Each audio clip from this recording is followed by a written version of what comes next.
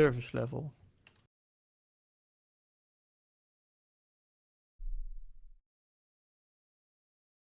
Dan word ik weggeteleporteerd.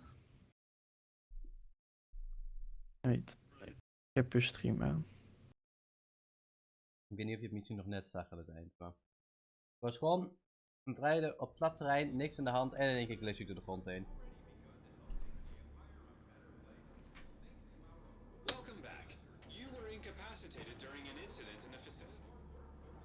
Ik heb een zwart scherm op je stream. Oh, nu niet meer. Ja, dat was net te laat. Oh, kijk, ik heb allemaal armor weer. Ik heb alles weer. Ja, I know, dat doet hij ook. De vraag is wat gebeurt er als je escaped. Ja, ik heb nog steeds 6 uur, maar ik heb wel 2000 merit. Toen ik wegging had ik 17.500. Fuck my life. Moet ik ook mijn missies gaan doen. Ja, ik wel 2 missies en ik was weg. Ja, maar je had wat minder tijd dan mij. Ja, 2 uur dacht ik toch? 3 uur ongeveer. Nou, oké. Waarom zie ik deze missie niet?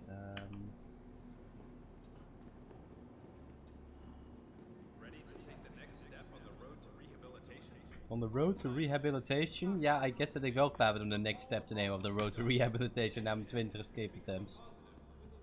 En we doen het nog een keer, want nu kan ik een schip halen. Nee! En dan, ik ben een beetje bang ook dat ik mijn keer niet terugkrijg namelijk. Ik weet wel zeker. Wat, dat ik mijn keer niet terugkrijg? Ja, als je escaped, ja. Ja, de game, ze zeggen op internet dat het wel gewoon moet gebeuren, maar toch ben ik sceptisch. En misschien als je eerst naar Grimme Hex gaat en dan daar uitlogt in een bed of zo. Dat zeggen, nadat je je crime set gecleared hebt, krijg je alles terug. Oh, dus je moet eerst alles doen zonder weapons en shit. Ja, maar je kan toch niet escapen zonder vrienden, dus deze game gaat vanuit dat je mensen hebt om je te helpen. Wat als dat niet zo is? Dan moet je dus missies doen. Of hopen dat mensen vriendelijk genoeg zijn. Dat zijn ze niet. Nee, klopt. Nou, een depth 9 is niet zo heel ver. Step 9. Waar vind ik die dan? Nou, blijf lopen tot je bordje 9 tegenkomt. Binaires botjes. Oh, waar Zometeen wel. 2. Ja, dan moet je... Dus ik zie nu 1 op je beeld, maar... Dan moet je naar 2 gaan inderdaad. En dan moet je daardoor lopen tot je 3 ziet. En Oh, oké. et cetera. En dan moet je ergens de kiosk vinden. Wat gewoon een O2 dispenser is. Oh, oké. Ik wist niet dat er ook 2 dispensers zouden hebben. En als je dan zo'n O2 dispenser hebt gevonden, dan moet je gewoon op het beeldscherm klikken. En dan maakt hij allemaal de geluidjes en dan ben je klaar.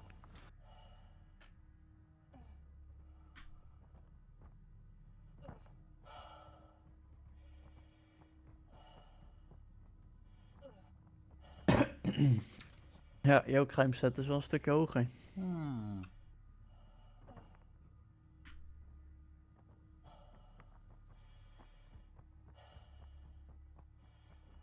Call to arms, accept. Oh, welke kant uit?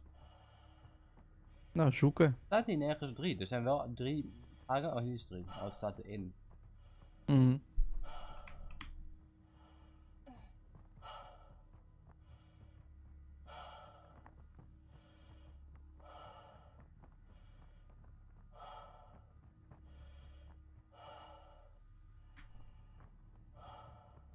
Oh ja, mijn crime set is nog hoger geworden net.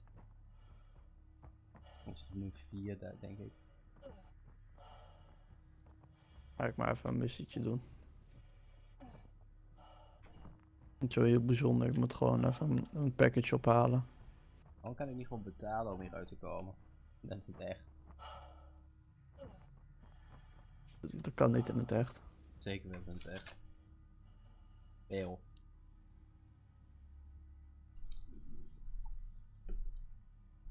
In de US, waar dit systeem blijkbaar op gebaseerd is, volgens de mensen in de chat kan het zeker.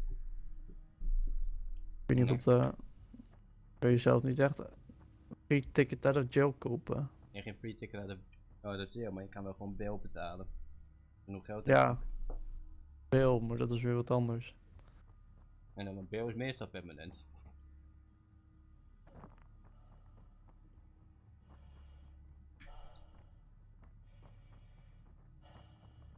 En als jij denkt dat rijke mensen niet een free ticket out of jail kan kopen in Amerika en trouwens in Nederland ook, dan kunnen ze echt wel.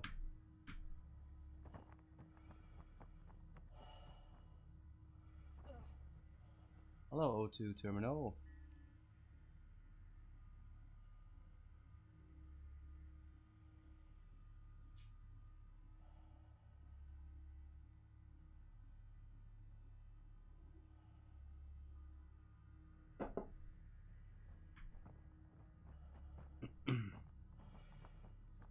Naar dat ik niet gewoon uit het pakket mag vliegen.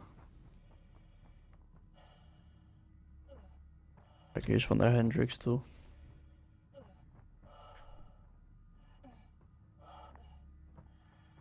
Jezus, het is ver weg zeg.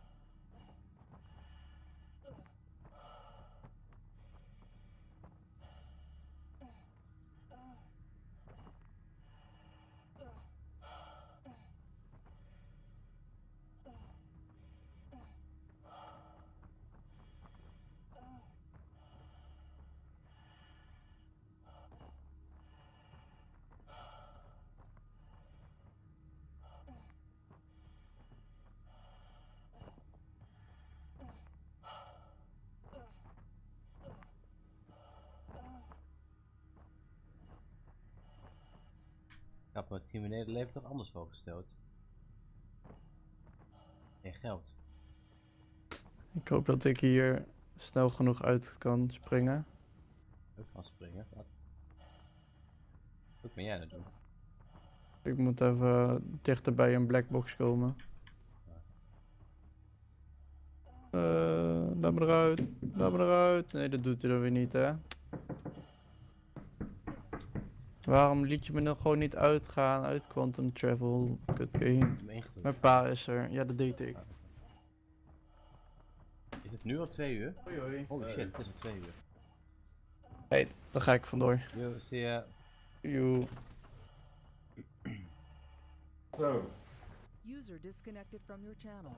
En toen waren we alleen in deze grot. En de explicit geluiden van mijn character. Apparently. Ja. Lukt het verder? Ga hier echt nooit meer uitkomen. Wat kut missies zijn dit echt trouwens. Fuck zou je zo diep willen lopen, dit is toch totaal geen gameplay.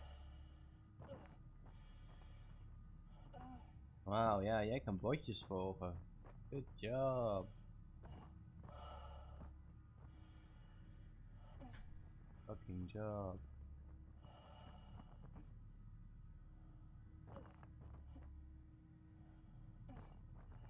Okay, here we go.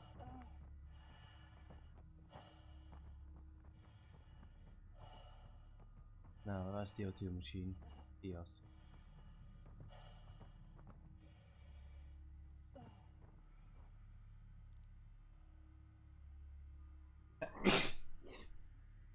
Nou, hij doet het gewoon op.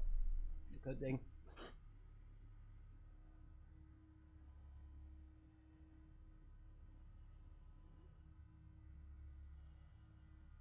Wat wil je nou? Neem dat ik hem reset of repair? Ja, is niet wat ik nodig heb.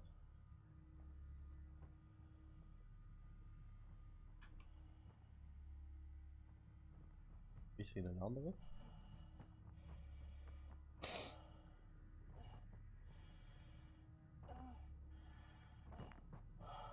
Ik was een kaart willen zien van deze mineshaft. Dat lijkt me wel interessant.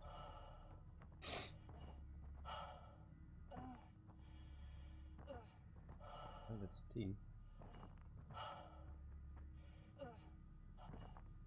Zero 2 kiosk. It's not fucking broken.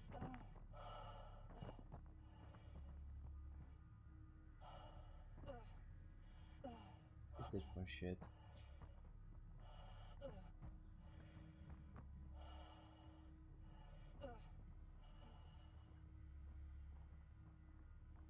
It's not broken. The fuck, eh?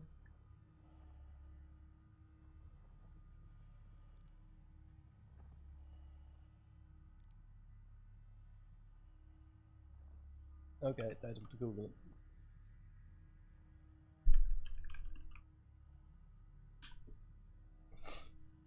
Nee.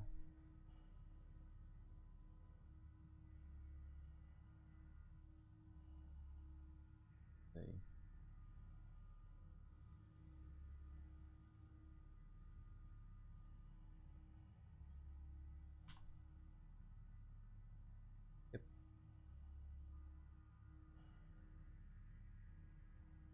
Hey everyone, so I was looking at the patch notes for one. Now moving on to the actual mission. They're pretty simple but are a nice addition of cave.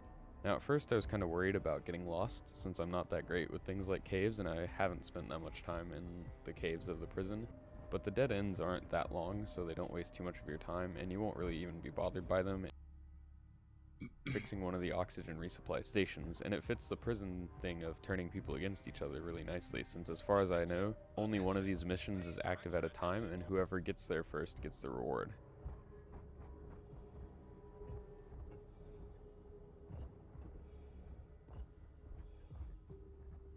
Wat voor de tering.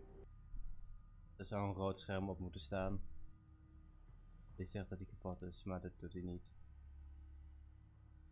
Oh, fucking screw this then. Tijd naar de tering. Oké. Oh, let's go back.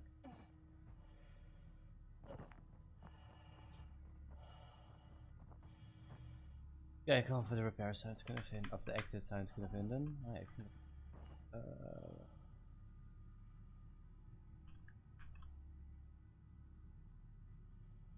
Yep.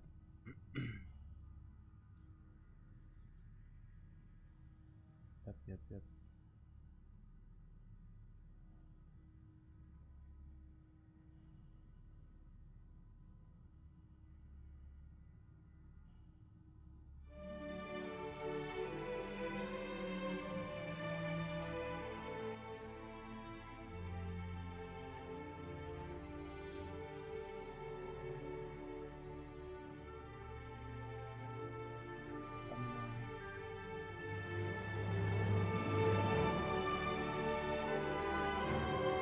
Oh, you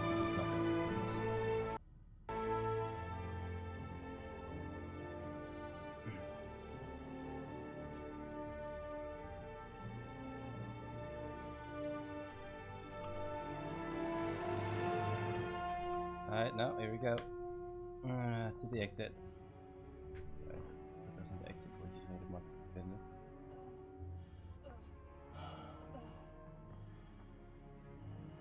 Rijden in low gravity, ja nee niet. Ik wil niet vertellen dat dit niet Route 3 was.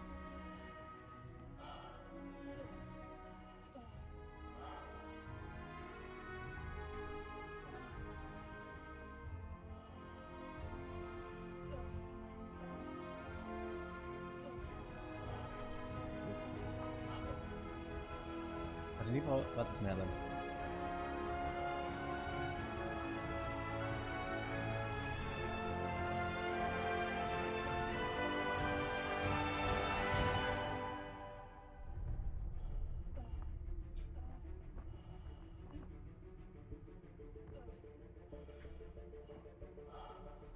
Ja, wel echt goede muziek.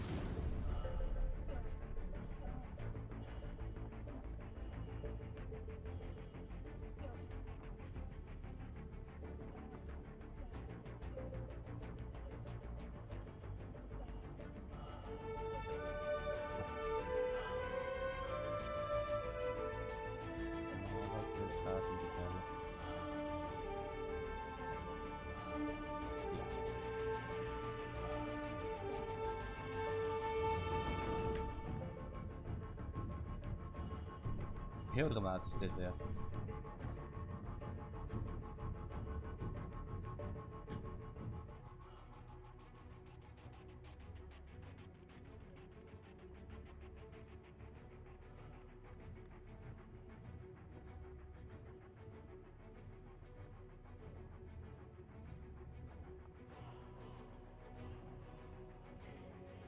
Misschien moet ik maar wat mining gaan doen ofzo.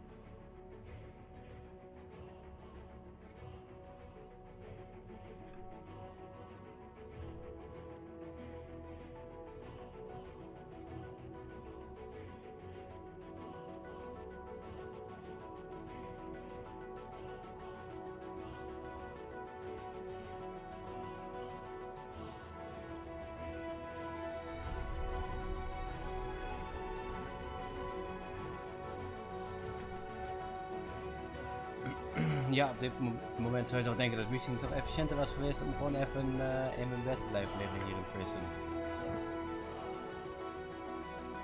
Maar ja.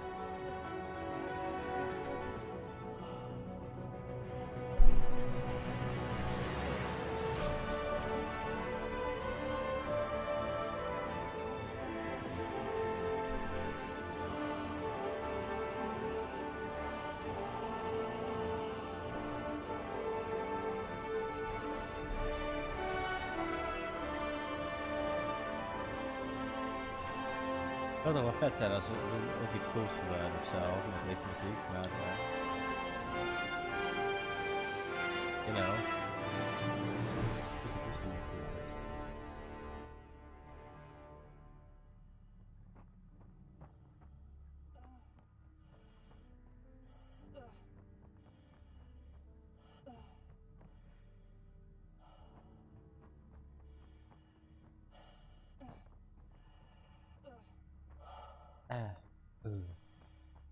Wat een klerij lopen zeg, holy shit.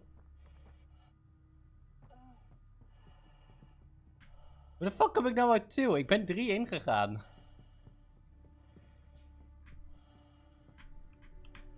Well, let's try this again. Ben ik niet 3 ingegaan, ben ik wel echt retarded. I mean, I wouldn't be surprised. Inmiddels echt niet meer, nee. Prison Madness. Dat is wat je krijgt, Prison Madness. Ja, op deze manier zit je zo'n sentence nog wel een keer uit.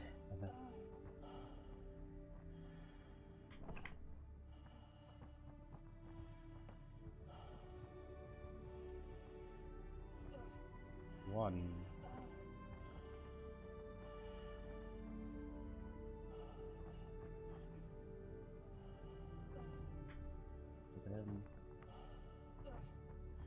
Groen lampje, oké. Soms kun je de groene geloof in de exit sign zien. Daar moeten we dus op letten.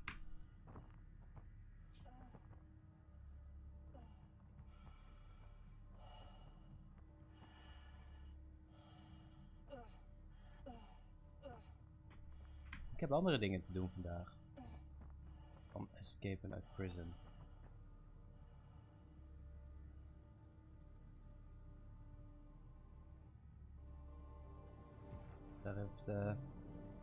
Daar zitten dus blijkbaar andere gedachten over.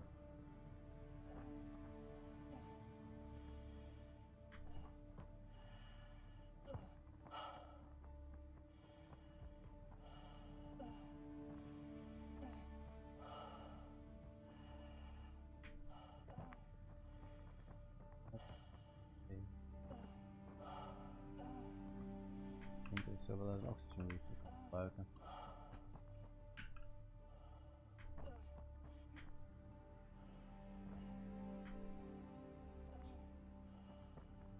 Gaat met mijn oxygen? Ja, dat is fijn.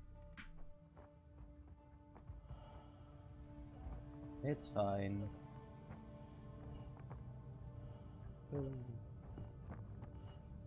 Ah ja. Met de logo dan maar op. Je kan niet je eigen machines onderhouden, maar wel je logo overal wat pakken. Kijk me daar maar wat van. Oh, lekker een beetje lucht. Ik denk wel dat ik een compilatie moet maken van gisteren stream.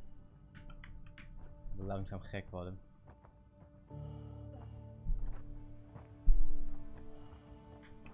Prison Madness. Ik was als je echt in prison zit, dat sucks. Maar ik guess dat de bedoeling is. 6.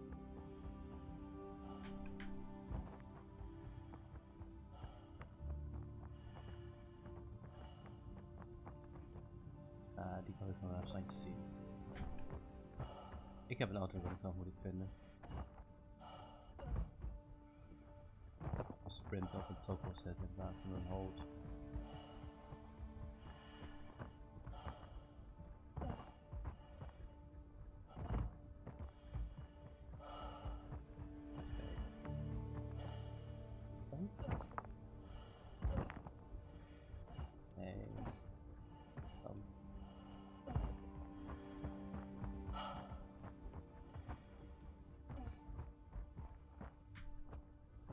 dat lijkt een goede kant. Ja. Check. Ja, hier. Geen shit te horen in deze cave. Oh. Wat zou hier toch in alle mogelijkheid te minen zijn wat een groot water is?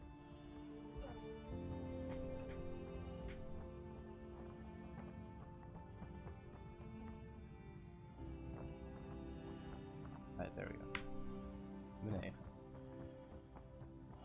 Nou, als het ding niet kapot is, dan jammer dat ik hem zelf niet kapot kan maken. Eigen we wel eens physicalized damage have. There we go. Due to your recent actions, we've reduced time on your sentence. Isn't that great? Isn't that great? 10,000 merits. Whoop-de-doo.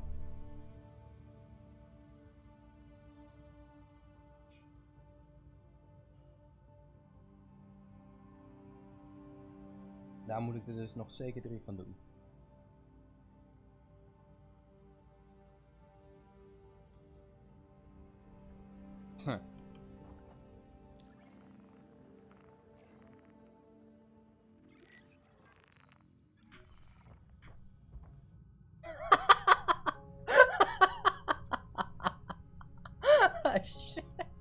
Sure. Nice. Nice.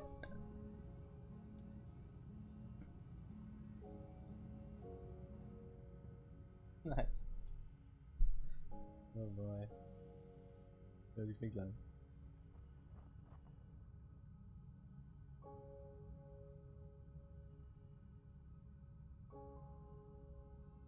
Kijken of we die kunnen knippen.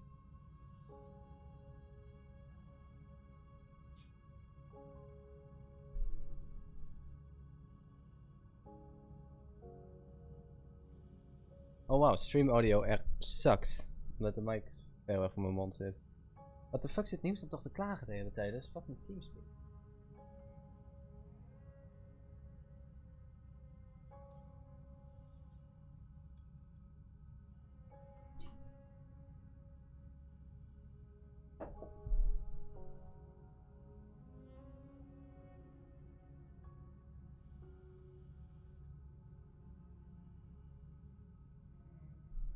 Okay, well, let's try that again.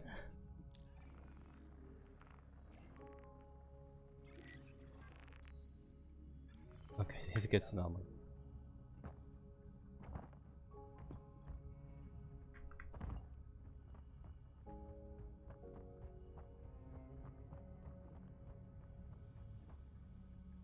Goeie proefmiddelen voor de audio sowieso te checken.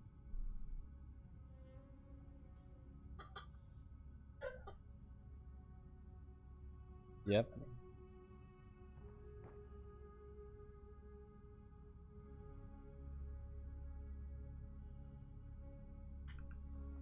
Yeah, let's get out of here.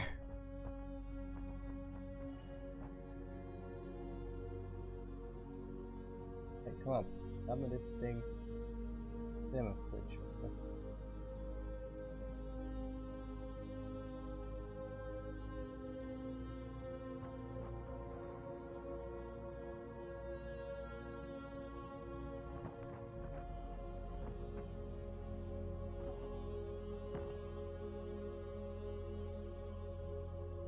Okay, let's go exit.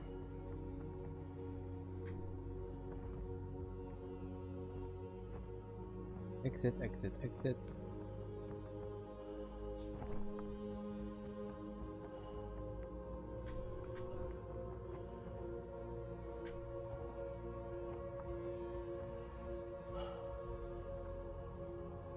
Daar is de exit. Jump. Los van de janky movement mechanics af en toe is low gravity wel leuk. Wij kunnen springen. Heb ik niks tegen.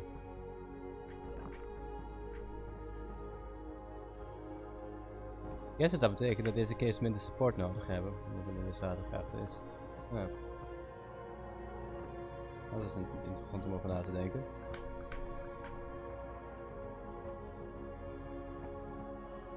Wat voor dingen zouden er nog meer bij komen bij low gravity? In een omgeving zoals dit? I don't know. Misschien dat harmful gases minder snel dissipaten. Dat ze meer blijven zweven. Misschien juist misschien is dat juist minder erg, omdat ze eerder naar boven verdampen of naar boven zweven. Ik bedoel, er is hier toch geen lucht, en dat is not what matters, maar...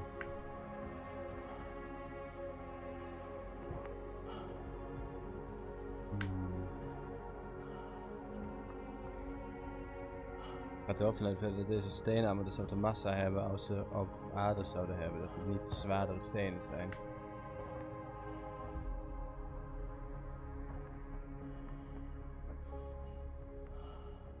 Ik guess dat cave-ins ook minder gevaarlijk zijn. Ook mezelf nog op de achtergrond. Ook op Twitch.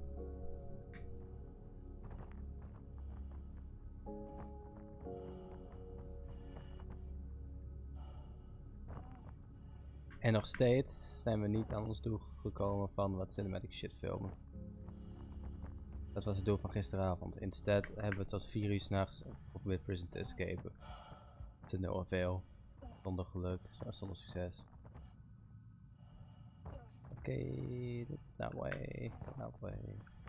Wat een engaging content is dit zeg. Oeh.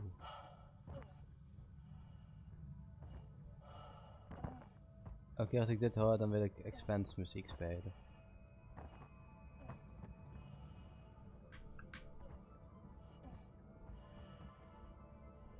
Oh, ik kan echt niet wachten tot de nieuwe season van de Expanse. Hoewel dit wel de laatste voor een tijdje zou zijn, maar dan komt er blijkbaar een break. Ik heb nog steeds het boek niet af. Het eerste boek.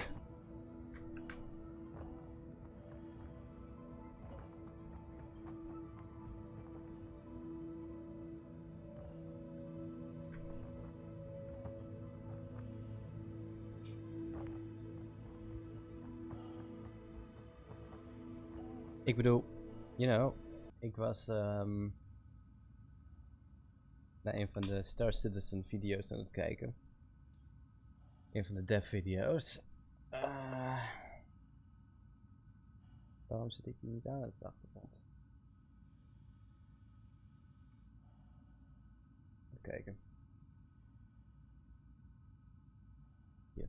And once you do identify them and get up to them, you can scan them and get worthwhile information that you want from the entities.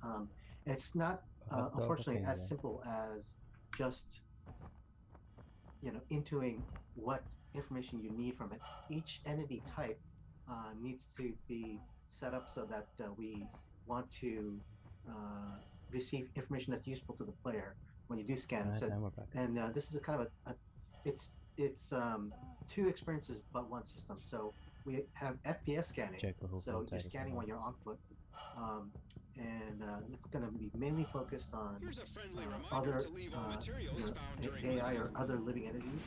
And we have ship scanning. So when you're in the pilot seat or the scanning seat of the ship, what information do you glean back from doing the scan?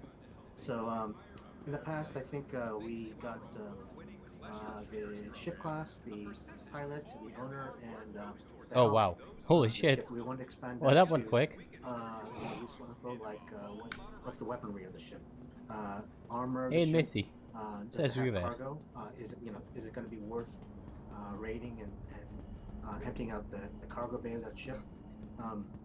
If and then we can layer on gameplay later on where we actually have smuggling gameplay, like the Star Runner could maybe in the lower cargo area that can be shielded from. Go Star Runner. Again, to a previous point, why would you make a whole ship out of that? But that's part of the gameplay.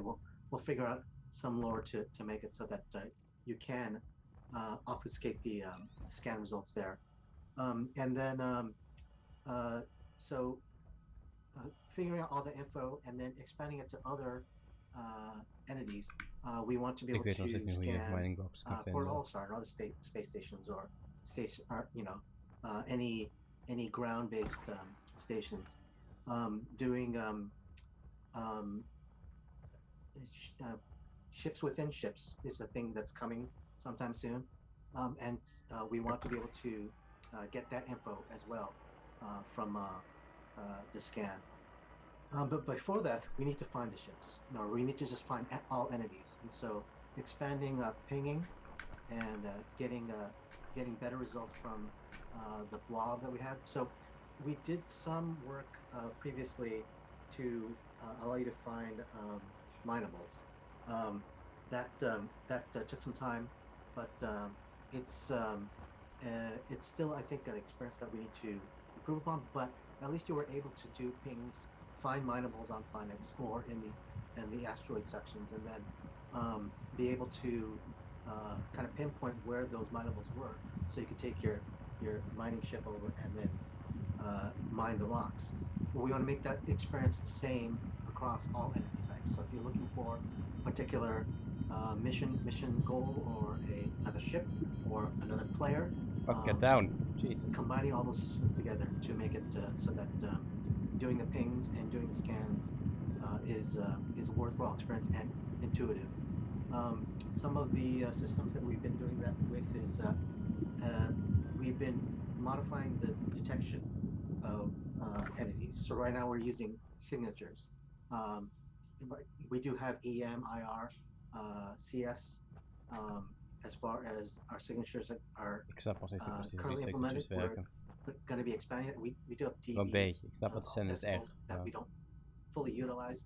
We want to ik snap niet expand precies hoe that, de make sure games that those signatures are working, so that you can say you can hide behind a wall, or you can, as a ship, if you're a small ship that's generating really low signatures, you can sit next to an Idris that's generating incredibly high Oh, signatures, that is cool. and then hide within the space of that Idris, That so is that really cool. from the perspective of someone else's radar, they only see the Idris, and all of a sudden, oh, there's like 5 escorts on there that I didn't get to see because that is they're so being hidden fat. by the Idris itself.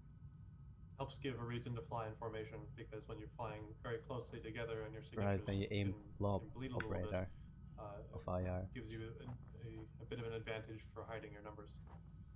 And we get the Top Gun moment. Not one pair, 2 pair, right? That's what Sean yeah. really wants to see, is that Top Gun moment. 100%. Yep. And I definitely want to do shirtless volleyball with you, Mark. Let's This do it. takes way too long. Like, to go back to what Kirk was talking about, it really What? comes down What to the those signatures. That's what scanning is all about. Fuck. Scanning is the electronic gameplay, electronic warfare gameplay. Go that goes MSR. on. And it will Oh, result ik in dacht dat ze die better or gameplay erin worse hebben. situational awareness for the player. That's what it comes down to. And each of those signatures have differences, right? How they work together. In a gas cloud, right, the EM and IR is going to be hard to pick up. There's just a ton of noise. There's other things happening within that gas cloud that is going to make that hard to pick up. But again, if the cross section CS is so large, then it might make up for that, right? And that's where you're going to go. Now, some of the stuff that's been added on top of it has been like info of the given ship. For example, how many people are in the ship? What are they? Who are they? How deep can that scan go? Okay. And all that kind of stuff is actually coming back. What's really nice about this feature overall is that we've been driving it from a pillar standpoint, and I mentioned it before that we have this core gameplay. Je ook kan scannen wie mensen zijn. This is all being attacked together. Goed So dat uitleggen FPS in de scanning lore. and User ship joined your scanning channel. are all Helemaal weg. generally using the same systems. They just really rely heavily on Engels different of signatures. Nederlands? So to go back to Allebei. Ik heb een livestream van Star Citizen aanstaan in de achtergrond op stream. Dus. Kurt zag mentioned ik. DB decibels. I mean, doesn't make a ton Blij of dat ik ben gejoined. doesn't make a ton of sense. Wacht even. That a Wat ship zei je? Vandaar dat ik ben gejoined. Dat Ah. gezien. Kijk, ik zit in prison, maar dat heb je ook al gezien. Ik en Nieuws waren geescape. En toen kwam iemand om ons te killen, want die had een bounty gekregen. Ja, ik heb mijn sentence eindelijk afgewerkt. Godverdomme. Ik had een sentence van bijna 7 uur eerder. 7 fucking uur. Ja. Godverdomme, en dat is niet 7 uur dat je gewoon even moet wachten. Trouwens, Die moet je bij in-game ons, het zitten. ontsnappen, ik weet niet, had Niels jou geholpen of zo? Hoe bedoel je? Geholpen? Want ontsnappen, dan kan je toch niks meer zelf oproepen? Ben je toch alles kwijt? Nee, volgens mij niet. Maar we waren allebei ontsnapt. Dus stond hier een rover boven en we hoopten op de goedheid van de mensen op de server om ons op te komen pikken, maar in plaats daarvan kwamen ze om ons te killen. Logisch, ik kreeg je voor betaald. Nee, je krijgt er alleen voor betaald als je de bounty had. Dus we hadden gehoopt dat niemand de bounty gehad zou hebben, want er was alleen een bounty voor mij, niet voor nieuws. Ah, oké. Heeft Niels dan zo net ook al gespeeld, toch? Ja, dat Ik heb een half uur trouwens geleden. al best wel wat geld. Nice, Ik ben aan het lekker. sparen voor de Gladius. Oeh, fancy. Ik en Nieuws zijn aan het sparen voor de Hammerhead. Die kostte die ook ongeveer 11 miljoen of zo. 12 miljoen. Ja. Daar zijn wij voor aan het sparen. Als we daar allebei de helft van krijgen. Oh, ik weet niet of je die Ja, Hammerhead maar ook het een is keer gezien lang hebt. sparen hoor. Ja, tuurlijk is het lang sparen. Je moet Want toch iets ik hebben om zit voor te nu sparen. bijna op een miljoen, denk ja. ik. Ik weet niet of je dat trouwens gezien hebt, maar ik heb de MSR gekocht. Wat is MSR? Dat is de mooiste schip in de game. Oh, het is zo pretty. Zoek maar op de Mercury Star Runner. Dus ik hoef geen ships meer in de game te hebben, want ik heb mijn dream ship al. Maar dus, oh die! Ja, oh, mooi ding is dat ook. Maar ja, anyways, ik kan dus nu eigenlijk al mijn geld opsparen om uiteindelijk een Hammerhead te halen. Oh wow. Right, oké. Yay! Ah, nee, kut! Oh, fuck, nee, nee! Shit! Wat is er? Goed dat ik er helemaal heb. Check, kijk de stream als je hem nog open hebt. Dat was het. Oh god. Oh ja, het is niet ingeladen. Ik stap de deur uit en ik zweef in één keer weg. Ja. Oké, auw. Dat gaat je niet lukken. Jawel, ik ben op mijn bek gegaan. Oh ja. Oké. Even die prison missie wegflikkeren. Ben jij al een keer in prison geweest? Ja, 2 keer. Je weet die ene missie waar je 45k mee verdient? Ja. Ik heb tot nu toe 3 keer gehad dat er nog wat van die guards security levend was. De eerste 2 keer de eerste keer heb ik per ongeluk 1 schot geloosd. Zat ik 3 kwartier voor vast. Holy shit, de andere keer heb ik een headshot geschoten met mijn sniper waardoor de security doodging. Toen zat ik 1,5 uur vast. Gelukkig was het aan het einde van de avond, dus toen zat ik wel, ik ga wel naar bed. Het is zo goed geweest voor vanavond. Maar ja, en de laatste keer was het zo van, oké, er zijn nog maar 11 hostels over. Oké, de security zal nog wel allemaal levend zijn. En dat was inderdaad zo. Alle security was zo wat nog levend op dat schip. Maar heb je al geëscaped dan? Of heb je gewoon netjes... Nee, ik vond het dus niet waard om te escapen of iets te doen. Dit is wel leuk om te Die 3 kwartier ben ik wel, gewoon 3 kwartier ben ik gewoon de eerste keer wat anders gaan doen. Gewoon Je filmpjes gekeken en dingen. En dan... Je moet even weten hoe het werkt, het escapen. Maar als je een paar mensen... Het is alleen leuk als je wat mensen hebt. Want je moet dus zeker met de 2 in die cave zijn. Of in de prison zijn. En dan moet je ook nog iemand hebben die je komt oppikken. Maar als je wat mensen hebt, dan is het wel heel vet om te doen. Ja, en dan moet je natuurlijk volgens je record... Ja, ja, daarom moet je ook sowieso mensen hebben. Want als je dus ontsnapt, dan heb je alleen maar je prison suit. Je krijgt pas je gear terug wanneer je je record gecleaned hebt. Dus dat is toch wel een hele gameplay loop. Nou, ja, probeer te joinen, maar het gaat niet zo lekker. Wat bedoel je? Ga je me anders inviten tot je party? Nee, ik quit de game eerst even, omdat hij denk ik wel even een restart nodig heeft. Zit jou in de server of nog in het menu? Menu. Oké, ja, wacht maar even. Je fight me zomaar. Zijn er nog mensen langsgekomen op de stream? Gisteravond, ja, we hebben gisteren tot 4 uur 's nachts gestreamd. Je moet bij nieuws op zijn Twitch maar even kijken als je er ooit zin in hebt. Heel lang, als je er een beetje doorheen skipt, worden we gewoon helemaal insane daar. Omdat we elke keer probeerden te ontsnappen, maar het lukte elke keer niet. En je moet wat parkour doen en daar ben ik zo slecht in, dus ik viel elke keer naar beneden. Het is very slowly losing our minds. Aan het einde zijn we echt helemaal de tering. Ik had ook een tutorial gezien van Prism. En daar werd het snel even uitgelegd, maar toen werd ook gezegd dat je hebt sowieso niet zo heel veel zuurstof daar. Dus ja, dat valt wel mee, dat leek het probleem niet te zijn. Maar in ieder geval, je moet het wel binnen een bepaalde je wilt het wel gewoon snel klaar hebben. En En ze zeiden ook dat het gewoon lastig was. Ja, precies. De parcours is lastig, want het is low gravity en zo. En de game controls zijn altijd ook nog wel een beetje janky. Dus. Maar als je eenmaal weet hoe je alle jumps doet en zo, en waar ze ook heen moeten, dat hadden we ook wel een paar keer. We hadden het geprobeerd het niet te doen zonder video's of zo op te zoeken, dus we probeerden alles zelf uit te vinden. En we hebben daar gewoon een half uur gestaan om te kijken waar de fuck we dan heen moesten. En dan toen uiteindelijk keken we een video, keken we totaal de verkeerde kant uit. Dus 180 graden de andere kant uit kijken en daar was het. Dus je moet wel, je moet wel weten waar je heen moet. Maar ja, ik denk dat als we nog binnenkort nog wat meer mensen hebben, wat nieuws, die kende ook nog iemand die de game misschien wil halen. En Bas die wou misschien ook nog halen. Dus als we dan wat meer mensen hebben, dan is het wel echt vet om te doen. Vooral als je dan een iets groter schip hebt, dus de MSR of zo. Want je ontsnapt dus vanaf de prison met een rover. Dan, hoe heet dat ding? I don't know hoe die rover heet. Maar dit is dus wel vet als je dan opgepikt kan worden met die rover. Die rover zodat dat spaceship inrijdt en dat je wegvliegt. Dat is wel vet.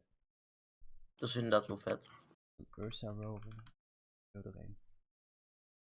Oh ja, ik weet al wat ik zo ga doen als ik gejoined ben. Ik wil gaan minen. Ik heb gisteren... Ik weet niet wat ik daarmee heb. Ik rent elke keer ground vehicles en dan gebruik ik ze niet. Ik ga even lekker wat ground mining doen met de rock. Blijkbaar is dat goed geld verdienen.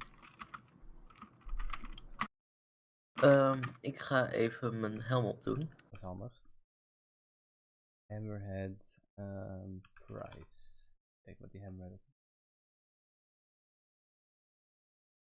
Gaan we hem ook voor 725 euro in het echt kopen.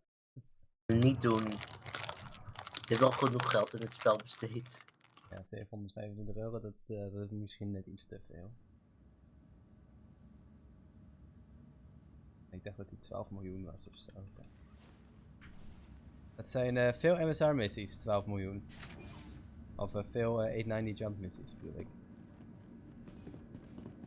Meer dan, wat zijn dat er, 300 890 jump missies of zo. Ja. Trouwens, ik heb, ik weet niet waarom. Mijn Aurora is een beetje geglitcht toen ik ging uitloggen. Ik heb nu 4 Aurora's. Nice. Ik heb er 2, om de een of andere reden. Maar ik kan er maar eentje, kan ik er spawnen. Ik ook. Ik kan de 4e alleen maar spannen. Ja, dat heb ik ook. Dat is weird.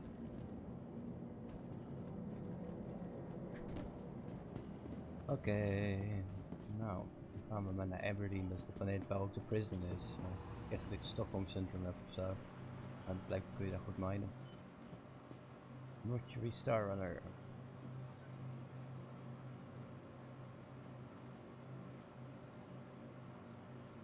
Je droomschip. Godverdomme mooi ding. Heeft zelfs een schaakbord. Oké, maar ik ga eventjes, we kunnen zo anders wel een beetje schaak doen. Maar ik ga even wat drinken pakken. Jo. Doe voorzichtig. In space is going to be making a whole bunch of noise, but it makes tons of sense that a character or even an item is going to make a lot of noise. So what's interesting is if you have a generator in a room that's emitting a ton of dB, you can actually stomp around that generator and nobody's going to pick you up in the dB sort of thing, because you kind of get that I call it thief gameplay, where you're in the shadows or whatever, you're being occluded by that given sound, or it's being attenuated that way. So that's what it really is about, and giving that sort of feedback. You can even see it in the ships right now. There is EM, there is IR. Those are there. They just don't really do a whole heck of a lot. And those graphs that are in there, they have no real meaning. They're graphs that go up and down just to show you that there is something changing. But there's no really missie aan het doen met hoe heet dat nou? Die security missie. Die van het security depot bij Crusader. Dat hebben we een keertje een tijdje gedaan. Daar kon je ook je record wissen. Oh, die op dat space station. Maar ik heb gewoon al heel vaak gehad op het moment dat ik er net klaar mee ben, net naar buiten loop, dat ik hem dan weer heb. Oh, oké. Dus dan verdien je iets meer dan 40k en het duurt minder lang dan de 890 jump missie, denk ik in totaal. Is die ook 40k, ja? Nee, hij is voor één keer is hij 21k. Oké. Maar als je hem 2 keer doet, heb je dus 42k. En nu heb ik hem. Bounty Hunt. Maar ik heb hem niet altijd. En Bounty Hunt levert ook wel redelijk wat op. En nou, wat je moet doen is je moet zorgen dat je die bounty hunting shit helemaal opgeleveld krijgt. Dat je die, Ja, maar die dat- high dat- level missies krijgt. Dan kun je 200k verdienen ofzo. Maar dat is dus nu het lastige. Ik zit nu op het niveau dat als ik een volgende niveau wil, moet ik een real life player Nou, waarop gejaagd wordt, moet ik doodkrijgen. ik zou Maar- zeggen, en laten we het dat probleem, proberen. nee, het probleem daarmee is Ja. dat hij soms letterlijk aan de andere kant van de map is. Dat is fijn. Dus ik heb er niet altijd Jawel. zin in. Want als je schip een beetje een fast QT drive hebben. Dat heb ik nu niet. Ik heb de Aurora geupgrade. Ja, maar ik wel. En het ding is echt wel gaaf. Het schiet ook echt gewoon. Als mijn tegenstanders dichtbij komen met al die Gatling guns die ik heb, dan schedt het echt gewoon door en heen. Maar Ja, ik denk niet dat je... de Aurora is een leuk schip, maar ik denk niet dat je er in PvP ver mee komt. ja, niet in ieder geval bij real life players. Vandaar dat ik ook voor de Gladius aan het sparen ben. Ja. Ik denk dat ik gewoon veel meer aan de Gladius heb. Ja, ik denk het ook. En een deel van de upgrades van de Aurora gaan ook gewoon op de Gladius. Ik had zo'n filmpje gekeken met iemand die de upgrades had gedaan op Erkel Games. En die raadde dingen aan en die ging ook op de Aurora. Nou. Dus ik heb nu 100k op de Aurora besteed. En ik denk dat misschien wel 50 tot 80k van die onderdelen gewoon op de Gladius kunnen. Wat kost de Gladius in game dan? Wat purchase? Iets meer dan 1,1 miljoen.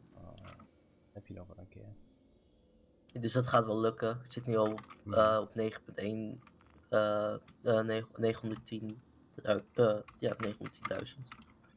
Ja, dat red je nog wel een keer. Dat zijn of een paar 890 missies of die andere missies, security missies een paar keer.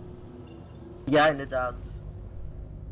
En af en toe doe ik ook Bounty Hunter missies. Want die doen gewoon niet zo heel lang bij Crusade. Ik denk dat je nog meer geld kan verdienen door te minen, maar ik weet nog niet precies hoe dat werkt, hoe je daar echt goed geld mee kan verdienen. Als je zo'n mining spaceship doet. Maar dan moet je met de refining shit. En ik was er nog niet helemaal achter hoe dat precies werkt. Dan moet je wel. Dat is wel redelijk in-depth volgens mij. Ja, ik heb hem ook nog niet helemaal, dus. Ja, blijkbaar als je zo'n, hoe heet dat ding, niet de Mo, de Prospector, dat is dat Misk mining schip. Blijkbaar als je die houdt, als je die rent voor een dag, dan betaalt hij zichzelf voor die dag terug en dan keer 3 of zo. Dus dat betaalt ook nog wel goed. Ik weet niet of het meer betaalt dan 890 jump missies of zo farmen, maar dat weet ik wel niet. Oké, nou. In ieder geval, ik doe nu af en toe Bounty Hunter missies en die 890 jump. Op het moment dat ik niet echt goede missies meer hier heb. Ja. Zo hou ik het ook een beetje gevarieerd. Als je een beetje een moeilijk target krijgt voor je bounties, laat me weten, dan kom ik ook even. Nee, dat valt tot nu toe, die NPC's hier vallen wel reuze mee. Kom op, map open. Dus. Map, come on. En deze bounties verdienen ook niet zo heel veel. Ze verdienen 7,5, tussen de 4 en 7,5k. Maar ze duren gewoon niet zo heel lang en ik kan er gewoon meerdere tegelijk aanvinken. En ze zitten allemaal op dezelfde planeet, dus ik heb er nu ook gewoon 2 geaccepteerd. Ja, dat reputation ding dat geldt ook alleen maar voor het gebied waar je in zit. Dat planetary system. Dacht ik. Oké, die kant uit. Is het daar dag? Ja.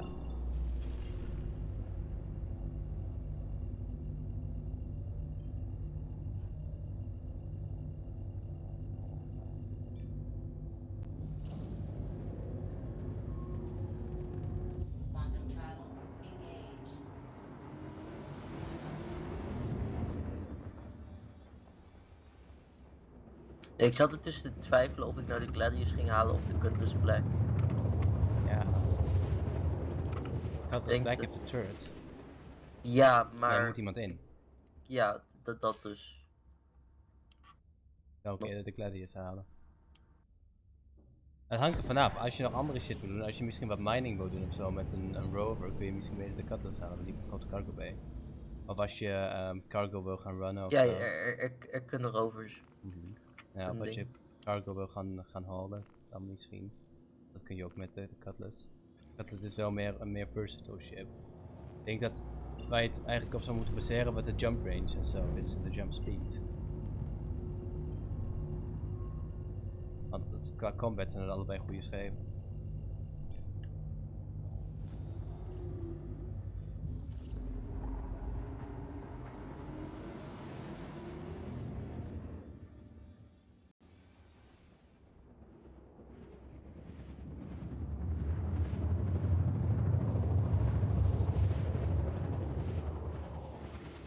Ja, Dat maar hier stopt daar.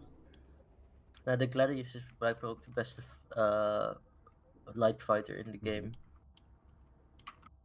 Ik denk dat ik wat meer richting mercenary en bounty hunting wil. Ja, dan heb je. Dan is dat extra shit wat je krijgt bij de dinges, bij de andere dingen waar we het net over hadden, ik kom even niet op de naam, dat heb je dan ook niet echt nodig als je echt specifiek voor de bounty hunting gaat. Ja, inderdaad. Fuck, dat is ook in het donker, jezus, waarom is hier niks wat niet in het donker zit? Waarom zitten alle bases op deze planeet aan één kant? Wat een... Oh shit. Waarom kan ik niet naar de rendezvous point? Ah, ik heb hem. Eindelijk kan ik er nu naar jumpen.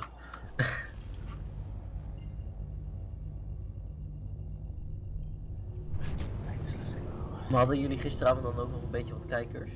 Een paar, ja. Ik weet niet hoeveel nieuws Jullie er dezelfde? Of ook nog wat ja, nieuwe? meestal. Nieuws is niet actief genoeg of consistent genoeg om... User joined your channel. Hallo? Ja.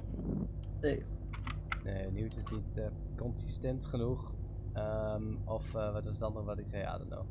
Of hij doet er ook niet genoeg moeite in om echt meer viewers binnen te halen. Wat hij zou moeten doen is hij zou die video's en dan zou die even moeten nemen en daar wat edits van maken of zo en op YouTube gooien. Want Star Citizen YouTube content gaat best goed. Dus, maar ja, nee, dat is moeite en nee, dat kunnen we niet hebben. Nee. Het is uiteindelijk ook zijn eigen keuze. Maar ja, wel meer viewers willen en dan niet eens even een schema hebben dat of zo, dat mensen weten wanneer ze je kunnen verwachten of whatever. Ja. Maar nee, het waren volgens mij helemaal dezelfde mensen. Maar ik weet ook niet precies waar de view account op stond.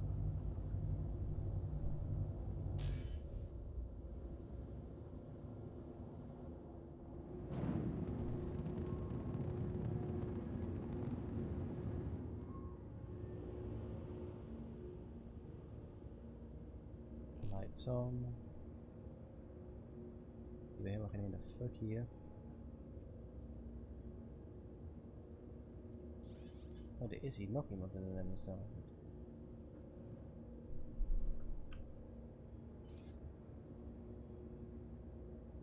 Oeh, damn, die clouds zijn goed.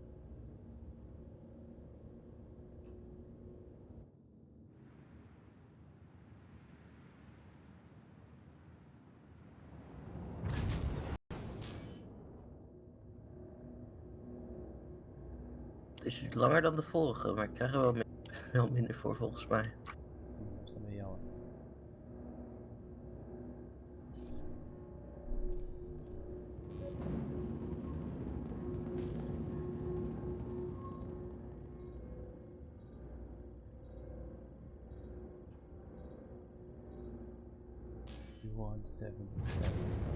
Vliegen weg, oké.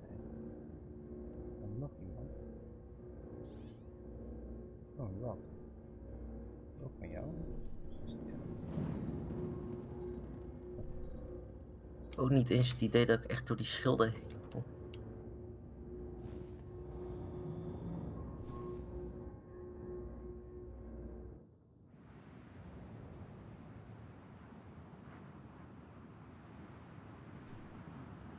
Maar weer als je ook nodig hebt. Komt wel goed, denk ik. moet alleen een beetje door die schilden heen zien te komen.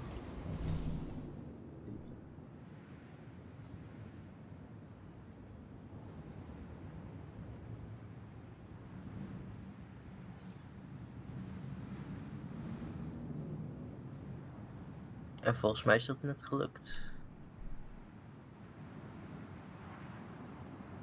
Het mooie van die gladiator is dat hij veel hardpoints heeft, dus wat je kan doen, ik weet niet wat hij doet in de video's zeiden, maar wat ik op de MSR wil doen, als ik met mensen in de turrets vlieg, is dat ik disruption cannons op de neus zet hier, voor de pilot controlled guns.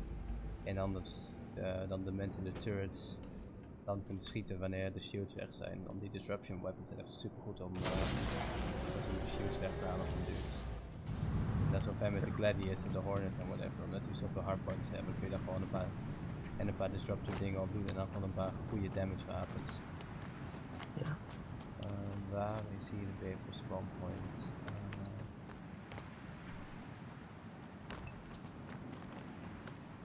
Hier, nee.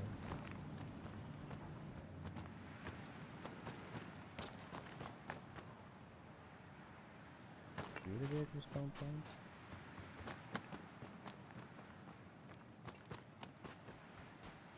En mijn headlights zijn nog steeds broken. Fuck.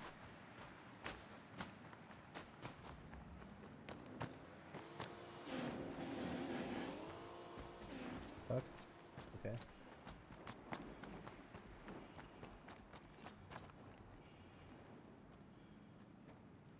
Zolang ik die block nog heb.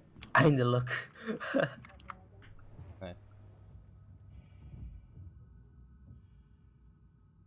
Value within them, and that's what has been getting worked out, especially on ambient signatures, CS and whatnot. So again, all of those signatures, they all have different sort of rule sets that you can Niels was hier net toch? include with or do things to benefit or detract from being able to be scanned or not. Yeah, well, just one last example, maybe. For example, when we go active missiles, you know, like if you're going to this active sort of combat mode with missiles or whatnot, it's very Hunt for Red October kind of moments, like an active ping, right? As soon as you go active, you are, you know, super hot on that radar. So you're going to be able to be locked on, but you also know, Nog 2 bounty you know hunter missies. that guy's turned on his missiles and everything, so he's about to shoot me. You know, whatever you're going to do. So again, the ECN alerts hier werken niet goed. The situational awareness for the player. That's the general intention. Yeah, we're implementing the actual signature tech and detection, and then we'll take a pass afterward. Well, our particular team won't, but we'll have one of our teams. Ik ga zo wel even die 890 jump All the missie. ships are generating signatures that are within the ranges that they should be, and then players. Ik snap niet waarom die 890 jump missie nou zo goed verdient. Dat een moeilijke missie zou moeten zijn. Maar dat is die niet echt, dat is maar. Ja, want die missie dat je ergens moet landen en op een planeet moet komen, dat kost gewoon veel meer tijd. Daar krijg je lang niet zoveel voor. Nee, dat is niet helemaal balanced. Waarschijnlijk is het omdat je eerst combat tegen 2 redelijk gearmde ships moet doen en dan de mensen aan boord. Maar er zijn niet genoeg mensen aan boord van de 890 Jump. En die cutlasses die kun je killen met een standaard niet veranderde Aurora als je een beetje kan vliegen. Dus ja. Dat is echt, ja, dat is niet heel moeilijk. Op papier is het moeilijk, maar in het echt, dat is echt niks voor.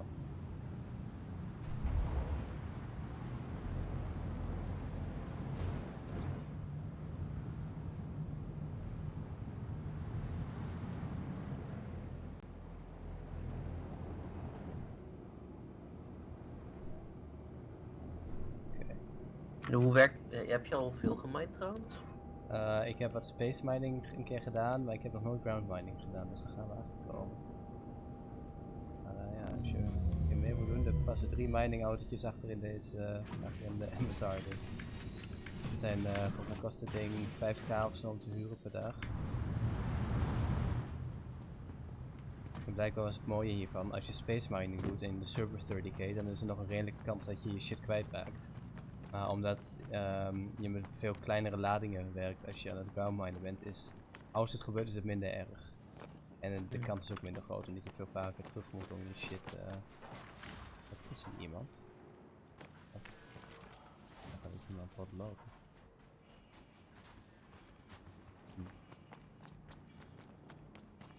Ja, we gaan erachter komen of het leuk is. Oh, hey, de zon komt op. Oh, pretty. Shit. Ik vraag me eigenlijk af hoe lang de daycycles zijn van deze planeten. Dat zou De wel wat hetzelfde zijn? zijn, de dag-nachtcyclus. Denk het niet. Wat? Denk het niet. Wat denk je niet? De dag-nachtcyclus, dat die gelijk zijn. Nee, dat denk ik ook niet, maar ik vraag me af hoe lang ze duren.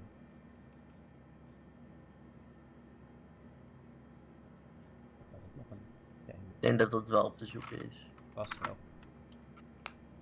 Het zal waarschijnlijk met een percentage sneller zijn dan in het echt natuurlijk, want dat is ook zo. Dat zie je, en de planeten zijn ook 1/12 de schaal, maar ik vraag me af wat voor nummers er dan ongeveer sneller gaan.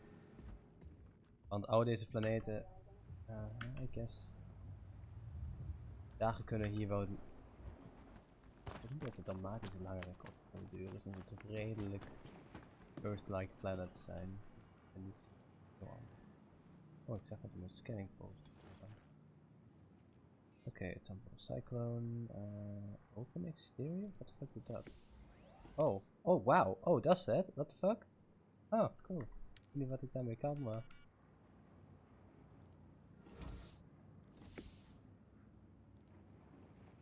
Oh. Systems on. System check. Check die offline.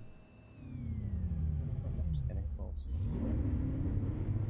Temporal land systems. System check. Oh, dit is wel cool. Oh, als hier iemand achterop staat met een brandzaal, dat is vet.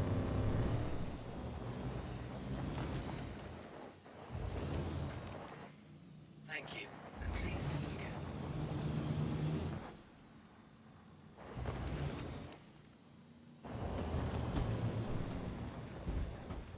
Vet, fijn. Oh nee, oh nee, oh nee. Oké, there we go.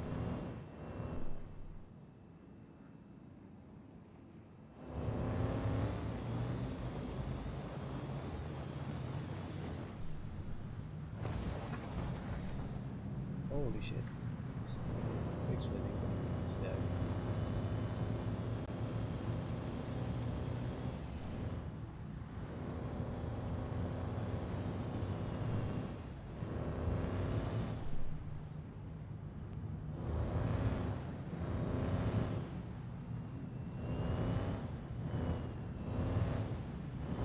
Almost nothing met deze auto's. Je kan alleen maar of vol gas geven of niet. Holy shit. What the fuck? Oh god, what's happening? Stop! Oh god! What the fuck? Oh god, hij zit vast. Oké. Dat weet ik niet.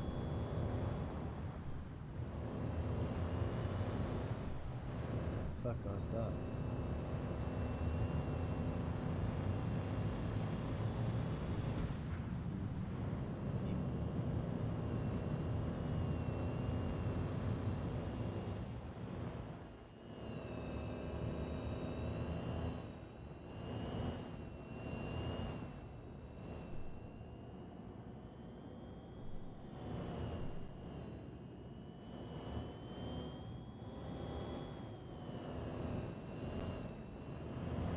There we go.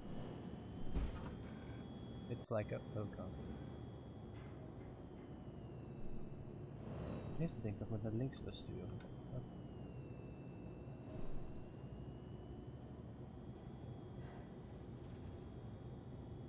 Stop.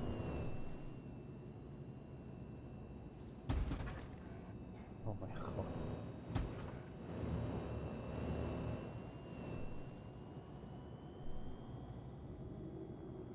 Wat naar links sturen.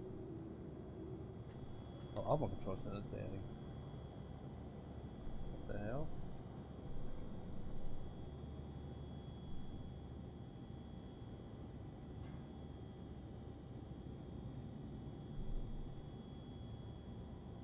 Nee, dit is niet goed.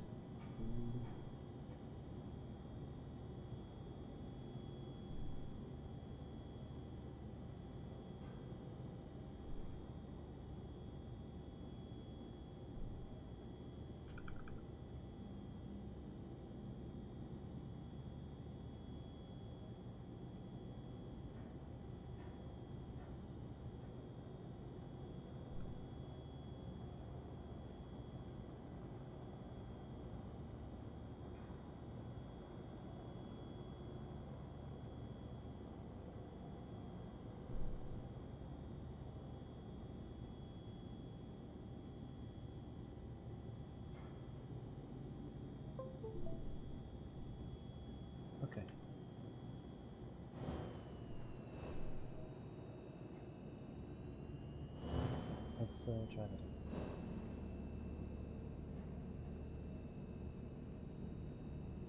Signature and interacting with other signatures around it to think- change the gameplay. And then in Sean's example, we put a sun somewhere in the galaxy, and it's generating a ton of EM and IR and directionally, right? So you can do the thing where Je kan accepteren, anders zou wel zo'n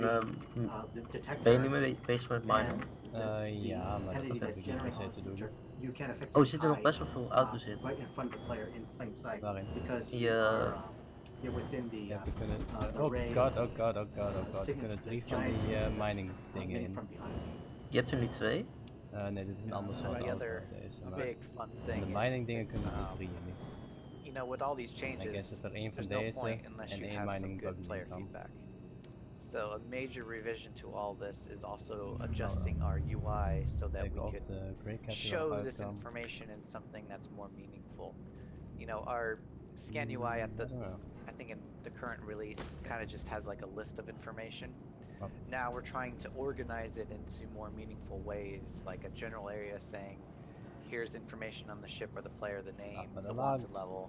And then there's like an interior area that tells you here's some of the cargo contents we found, some of the weapons that we found. Then there's like an exterior. Let me out. You know, group the information in a way that the player can scroll around. And the other big change to this God, oh thing god, is oh making shit, it dat was more niet een slim idee. data and Oh, design fuck me. driven. Oh, nee, oh, goodbye. You know, you design Oh, now God. has the ability to make Check a the scanner stream. that finds things from medical. Design Dat a gaat op scanner combat that's even made. niet. Kijk zo. Oh my Wat is god. gebeurd? Ja, dan was gewoon uit te leggen. Oké, it's fine. We're fine. Ja, gewoon doen alsof dat nooit gebeurd is. Holy shit. Nee, YouTube gaat weer terug scrollen. Ja, dat dacht ik dus. Fuck, let me out! Oké, dit is geen goede manier om dit te blokkeren. Dan moet ik even een andere oplossing vinden. Onderhand is op te blazen. Define things that's more for like pirated cargo. Design can now make upgrade paths to specific tiers of scanning. That won't be in the initial tier. This framework just allows this gateway to open up for design. So there's a lot of fundamental changes on the core gameplay and what design can do with it thereafter. Yeah, to Mark's point, players have been asking for the one system that I think works right now the best with our signature system, which is mining, to be able to filter out for particular minables. You know, if you're using one of the smaller ships, you don't want to be able, you don't want to find the big rocks. Conversely, you don't want to find the FPS rocks if you're in a big ship. If you're not in a ship, maybe you don't want to find rocks at all. So we need to we're implementing that system, and then we'll have a way for the players to be able to filter out the signatures that they're particularly looking at by some dashboard control. Ik ga wel naar Microtech. For anybody that may be tempted to cut out Yep. play shirtless volleyball with you and post it on social media without context. Kan ik ondertussen even terugkijken. Let's go to the next question. Can we get a punch animation for when MFDs stop working? So you want to punch the MFD because it doesn't work? Apparently. John, can Not like you're gonna hurt it. Corwin, we need to get that in our backlog somehow. I don't know how or why. It's my type priority. So if we have an MFD, it doesn't work, we should be able to smack it and then hit it and then it'll leap on, right? Yep. Yep. Are we Progressive maintenance. Yes. Wat was er precies This gebeurd? may be a question for the Ja, dus content moet je maar team, een stukje but are we going to terugskippen. get more door and light panels Als ik met die for rover all or aan most of the de ships? linkerkant van de hangar bezig Like ben, they did with the die Mercury schuin Starman? staat. Caleb, you want to talk about that? I mean, that's up. Again, that is up to the particular ship, whether or not they want that or the format that they wanted it. But the tech and the implementation pipeline for achieving that is there now. So Oh, je zit er helemaal onder. I expect Of- that of wat? probably we'll begin to use that and other similar kinds of features moving forward. I don't know anything about retroactively going back through the ships to update those, unless they specifically have a update schedule. Calix, you want to talk about how Oh, yeah. you See it. worked on getting the system states to be more controllable by the player, so that Oh, wow. design and art can go and do things like we can change light states within it. We can do things like actually control multiple doors. We can have the door control panels actually react to the state of the door that it's controlling, rather than it being a one-way communication path. Yeah, this. I think Kirk just did. Well, we actually had a the issue is we've been able to do this for a long time, with very few exceptions of, you know, maybe you couldn't specifically get the UI panel to show up quite so easily, but the engine has been capable of doing this for a long time, but it's been incredibly difficult to actually set something up to achieve it. And so the thing that I started all this working on was trying to make it so that it was less of a chore to set up a door with its control panel. Setting it up so that you could either put it in the object container with the ship and link it, or you could put it on the loadout and have it link automatically. And the reason that we weren't able to have this behavior is that the only way that you would get it is by having someone who knew absolutely everything about the door, how it worked, where it was getting the sensor information from, how the lights were set up in the light states of the room, and knew all that stuff at every step of the process, and then do it at every step of the process, which is not really how we make things. We have people who are dedicated to making our environments, and dedicated to making the ships, and dedicated to making the tech. And it's not really feasible to have these shamans to just walk through and bless everything. So it's much more important to be able to make it so that you can use these things without needing deep arcane understanding of the under the hood things that it's doing in order to set it up to behave that way. So the actual fix isn't so much making it that the doors can be locked or unlocked, or that even that the proximity sensor can be turned on or off, or that the lights can be on. Those were already behaviors that those things had for the most part. There are some additional ones that we're adding, with like the sensor being able to tell you that someone is there. We're expanding from here, but the real problem was making it so that you could place down a control panel, you could place down a door, and then it could have a proximity sensor or not, and it could have a light in the room or not, and then you could link those things and be done. And being able to do that is what lets our environment team and our designers on the ship side to be able to actually use these to create the content that is useful and player facing. Because otherwise it ends up being such a dark path to follow that you never get out of. By the way, there was also a bug fixed quite some time ago that prevented. Well, the bug was that multiple control panels set up in different ways didn't properly handle the door states.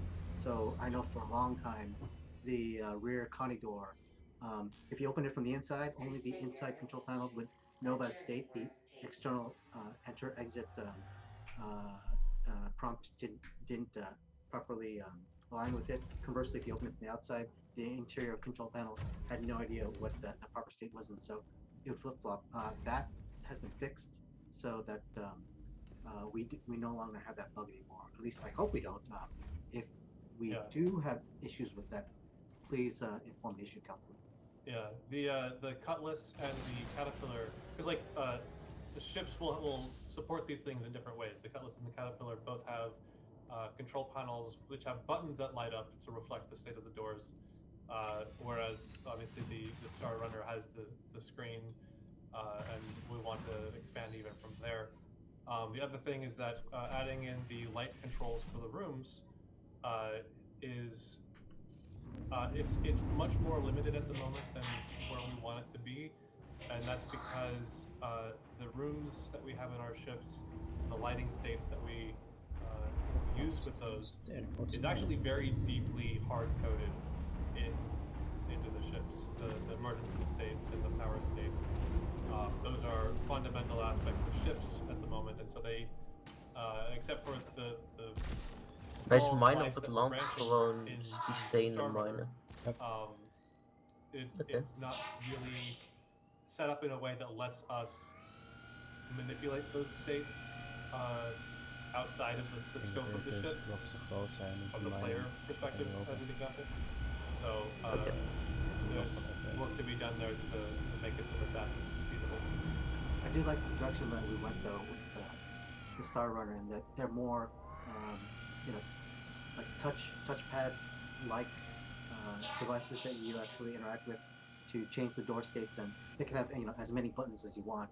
Very, if this is blasphemy to mention, but very L cars-ish UI to be able to like manipulate the states of all things you can with the control panel, and it's much more useful as far as like giving player feedback as far as what the state of the room is and what they can and can't do. I'm pretty sure we're going to be 890 using jump. that particular design Let's go. moving forward. Yeah, personally, I want screens all over ships. I love it. But not every ship should have that, I guess. Alright, we are almost done, folks. Let's talk some in-ship spawning. We're getting the first kind of small version of this with 313 with the Merlin that's now able to spawn along with the Constellation. A lot of the questions in the live chat and in Spectrum are asking what the next step of that is, where we go from there. A lot of folks want to be able to spawn their Ursas inside their Carracks and stuff like that. What can we tell us? Yeah, Mark, do you wanna touch on this one, because done a bunch of work on that last year. This year. Sure. So last year we had a prototype of this running, and I can tell you we had it working from it was a prototype. So what we did is in VMA you picked, I think it was it was the Starfarer, and then we put a rover in the back, and you used VMA and you picked the Starfarer, you picked the rover, and you hit the button. Then you had to run all the way over to the ASOP and hit spawn. And when we did that, we ran across a bunch of technological challenges that we had to solve. And in fact, the stuff that we solved for those went into the landing system for ship-on-ship docking. So you are seeing the work that we did little by little as we, I guess I want to say, harden it, making it stronger, making sure it works. But getting a ship, spawning in a ship, we could do it on the dev side. It's more of how we let the player facing do it. Like going through VMA and then running to ASOP is not very user friendly because it's two separate systems that you have to do in order to toggle it. There are some other technical challenges, which I'll get to after, but we've had discussions with different teams about what we could do to potentially change the ASOP spawning, because it would be really nice if I could go up to that ASOP terminal, say I want this constellation and I want the rover here, hit spawn. You put everything in one package. So, but before we could do that, we have to change other systems before we could get to that point. So the player front facing has to get addressed, and the other technical challenges we have to figure out is what happens if I'm gonna use Sean. Sean parks his rover into my ship. I own the ships, so if it despawns, he can't get a ship back. Do we want to allow that? Has I stolen his ship? Should I get conflicted for that? And I got despawned. You know, there's those little type of technical hurdles that we have to figure out before we allow clamping. There's also cargo. You know, in the back of the Starfarer, I think there's a cargo area where you can put some cargo spots. If we also want to put your ship there, we can't allow you to put the ship there if there's cargo there. because you could add cargo to stuff, and then you want to add a ship or an object there. That won't work. So we now need to get the cargo system to understand that there's going to be a ship in there. Now the good news is there is a cargo. I guess I don't know what you'd call it, but there's going to be a major revision to the cargo system, and we're going to utilize that API once it comes online to prevent these sort of things from happening. I think it even may be incorporated inside of it. So there has been some prototypes. We've hit some technical hurdles. Some we solved, some are still in our backlog, and some are going to get addressed in the near future. And for those And, wondering about and some are getting used now, like Hey everyone, I'm Old Boy. Welcome to another Star Citizen Guide. Today we're going to cover how to make money in the persistence of the planet itself. To get to the pinging mechanic that you see me using here, just hit tab on your keyboard, that's the default keybind, and then hold down the right mouse button. We're looking specifically for these diamond icons, that's an indicator for the Hadanite. Now, at the time that I recorded this guide, it was patch 3.10.2, roughly just after the rock was introduced to Star Citizen. I can't say that Cloud Imperium won't make any changes to the future state of the game, including this current hotspot here on Microtech.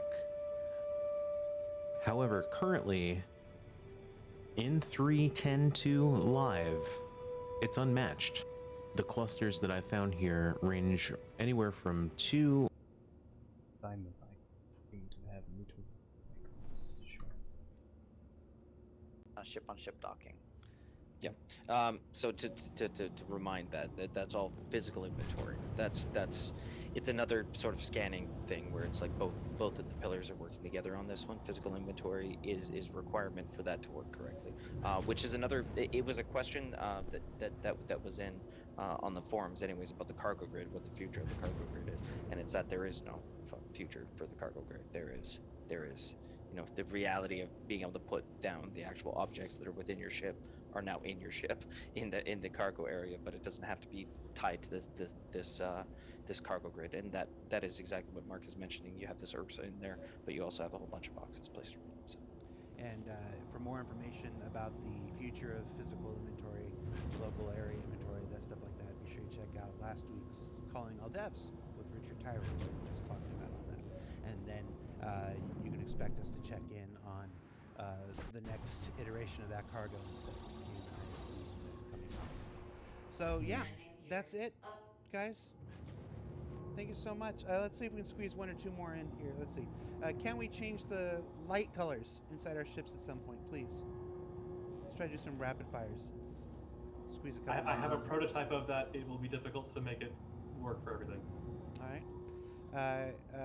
Have you considered allowing us to close or open our doors from Mobiglass or Inner Thought? I think there was.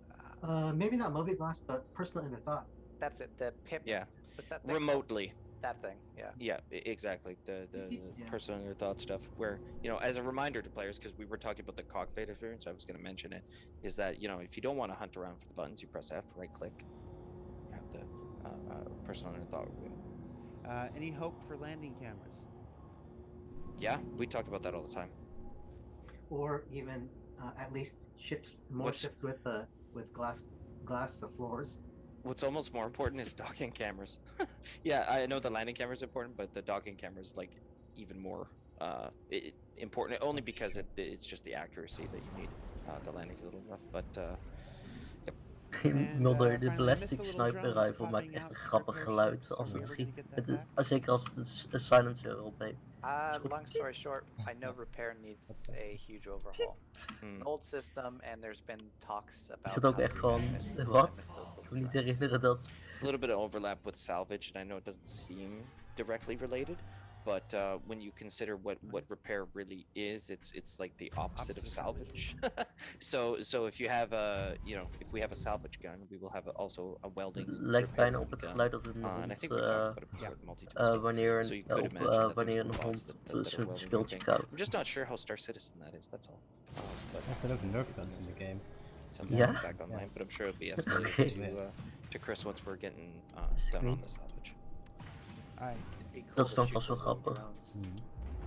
As someone's getting You see repaired. someone repaired, pop out the drones. The problem I have is what it opens up is as soon as you've got En little waar zijn repair ze dan bots, voor? what other bots would Ja, gewoon why nerf wouldn't you spelen, op have elkaar schieten zonder elkaar dood te shield maken. bots and anti-missile bots and it just Just make it En je krijgt wel dat je wanneer je damage neemt. Zodat... That's what you do. You drop an EMP, you take it, you throw it in your ship, and then you can get free repairs. Dat lijkt me best wel apart dan. They don't know. They're just dumb little drones. Jared, this is out of control. Get in. I know. I like it. Like I said, it's my. I sometimes Remember, I feed the little troll inside me. Just We're, like we're the someone else. technical team, so everything's technically possible. It's just a matter of time and money. 100%. Yep, exactly. And on that Speciaal om note, nerf te Oh, good. I spelen. don't know if I'm able to use it. we'll end the show. Maar- Thank you guys so much for taking the time out of your busy week. Meer You know, om- Friday to appear on the show. I'll let you go. Wanneer weet je dan Folks, of je thank you graag... for watching. This has been Star Okay. Citizen Live Vehicle Tech Team.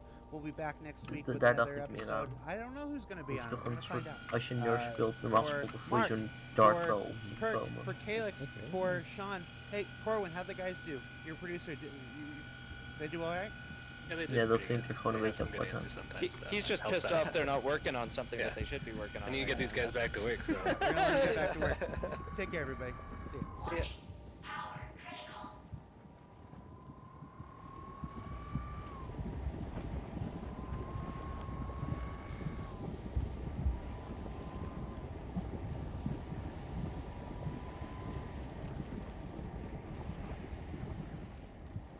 Oh, holy shit. Okay. There we go.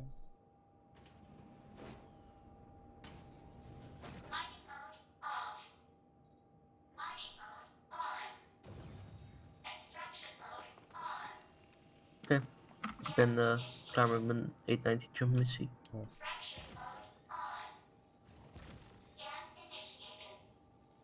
Dit keer waren alle guards wel dood. Die ene keer dat echt heel weinig guards, eigenlijk geen guards dood waren gegaan, stonden er ook 2 guards gewoon in enemies. Ja, die waren gewoon letterlijk bijna half in elkaar gespand, waardoor ze elkaar niet doden. Het duurde ook even voordat ik ze had gevonden. In eerste instantie was ik er gewoon voorbij gelopen omdat ik dacht, oh, er staan 4 guards in de hangar, het zal wel goed zijn.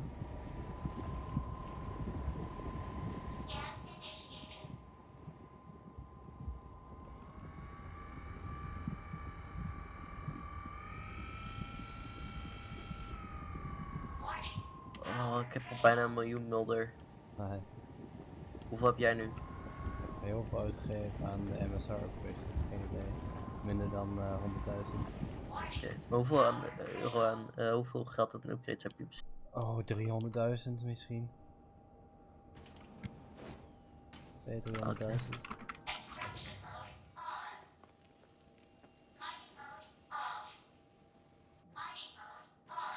Oh, dat mine is wel leuk.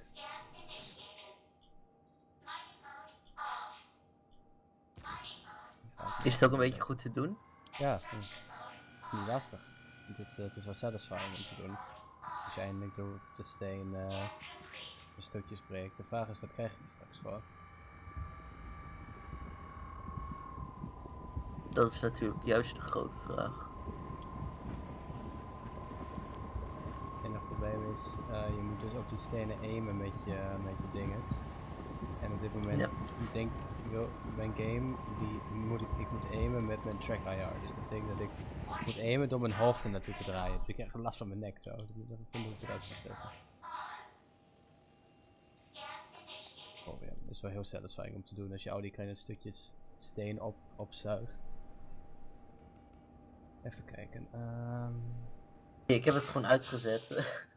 Wat heb Die je track. uitgezet? Oh ja, dat trekken met webcam. Wat?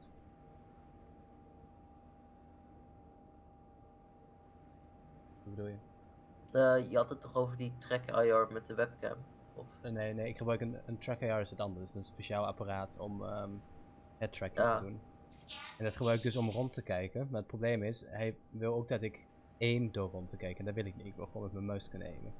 En dan gewoon rond kunnen kijken door mijn hoofd te bewegen. Even kijken.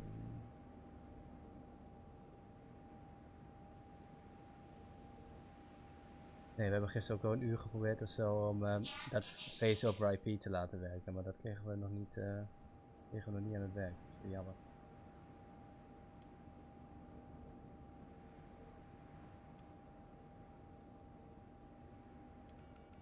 Even kijken waar mijn target nu is. Mijn bounty hunter target.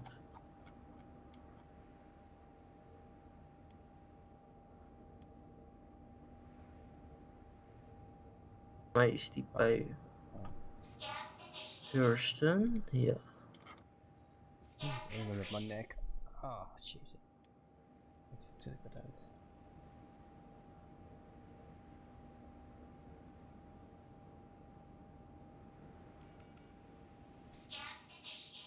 Ah, ik heb insufficient fuel.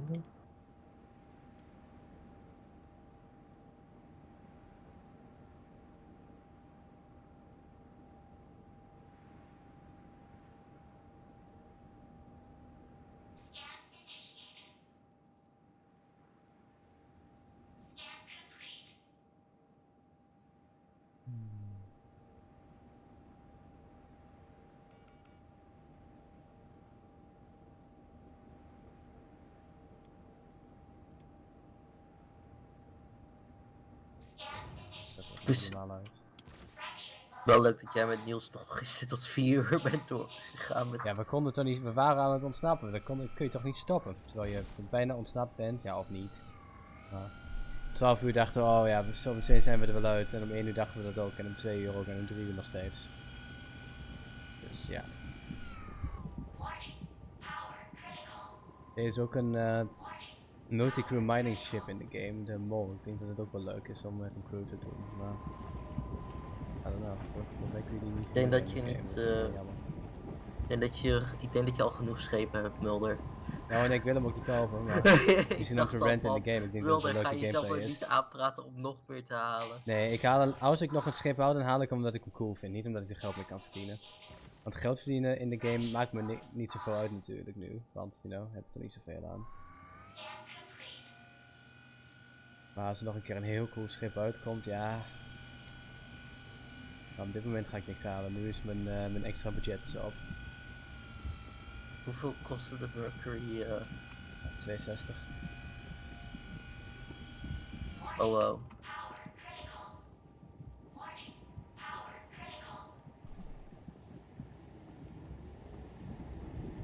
Steen, niet ontploffen, niet ontploffen. Niet ontploffen, steen. Oké, we're fine. We're fine, we're fine. Als je zo'n steen overmined, dan ontploft die. Dat is een kans dat jij meegaat in de explosie. Oh wow. Voorzichtig zijn. Gelukkig laat hij het wel zien precies waar je bent met je power levels en zo. Dat is nog wel een...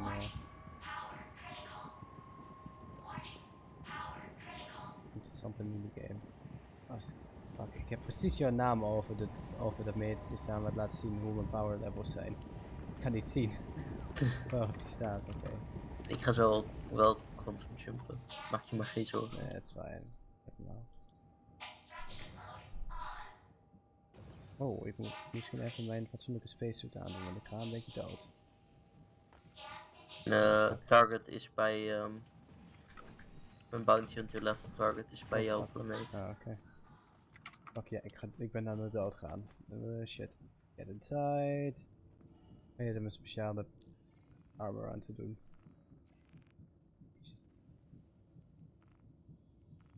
Oké. Doe even het raam dicht. Oh nee, what the fuck? Game, waar is mijn mining helmet heen gegaan? Oh shit. Dat is niet goed. Oh god, waarom is mijn body temperature zo hoog? Holy shit. Met 42 graden. armor uit. Oh, dat is echt kut. Ik hoor mijn hartslag in mijn oren. Oké, armor uit. Kom aan. Water drinken.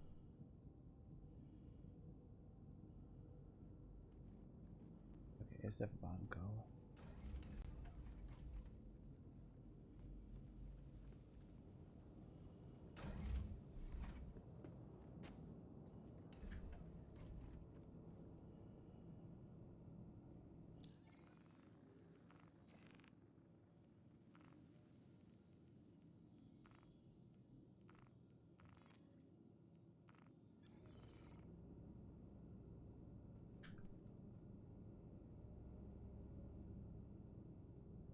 Kom op. Nee, ik heb er maar één gun. Fuck. Die voor weg.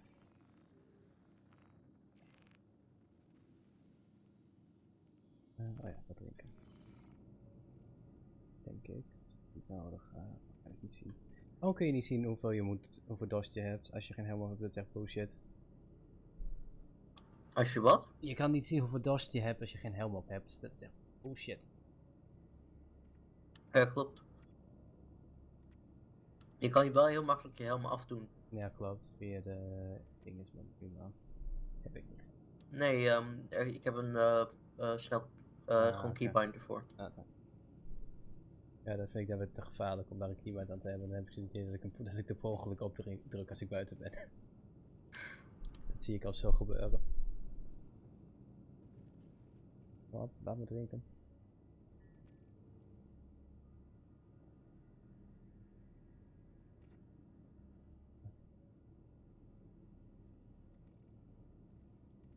Oh, there we go. Een blikje pips. Ja, lekker.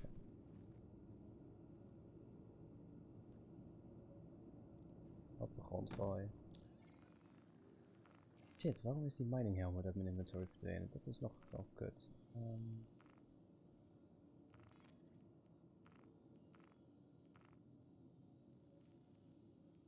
Ja, fucking P4 is er. Oh nee, wacht, hè. Oké. Oh, hier is mijn helmet.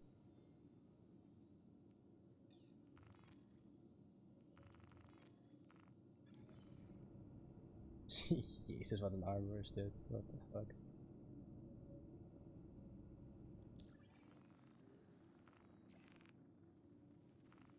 That is some thick ass armor.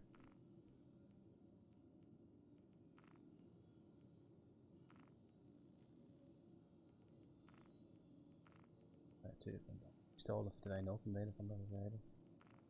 Wat?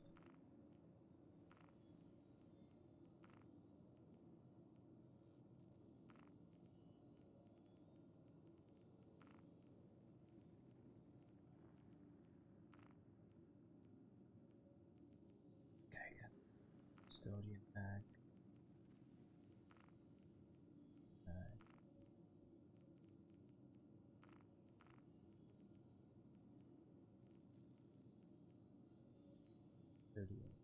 I'm off by.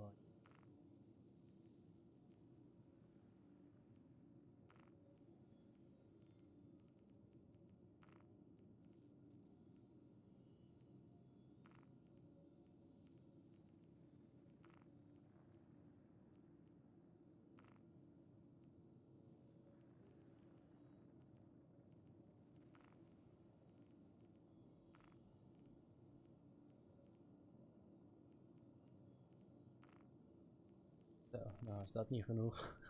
Magazines zijn holy shit. What the fuck.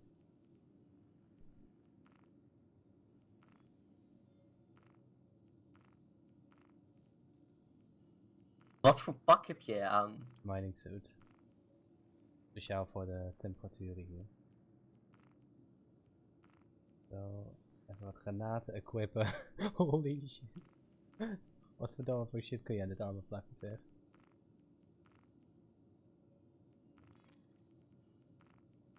Waarom heb ik de fatsoenlijke helm niet op? There we go. Oké. is behoorlijk tanky armor. Onder de 40%. wapens en whatever. Alleen dit is trouwens geen armor, dit is alleen een undersuit. Dus het valt best mee hoeveel daadwerkelijke damage het ding kan nemen. Het gaat vooral om de hazard protection. Hop, geef me de helm.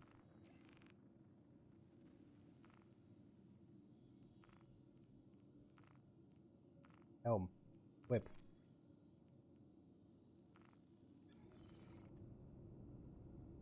Ja, nu is die af. Niet zo verschrikt kijken. Ja, goed zo. Nu heb je het. Holy shit, wat een spul hangt er van dit ding af.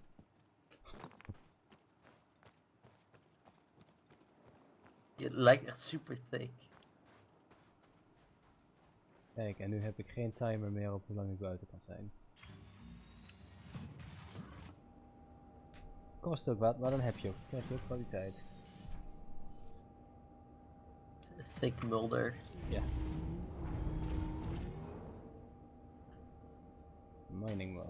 Ik ben echt benieuwd hoe groot ik hiervoor ga krijgen. Als het een beetje goed is dan ga ik dit vaker doen. Maar het kan ook best gevaarlijk zijn minen, vooral als je alleen bent. Want er is een kans dat er gewoon iemand langskomt in een schip in je oplaat en nou je shit steelt. Dus het is heilig om met 2 of 3 mensen te doen, maar ja, dan is de vraag, verdien je dan genoeg? Om het worthwhile te maken. Oh, ik let niet op, kut.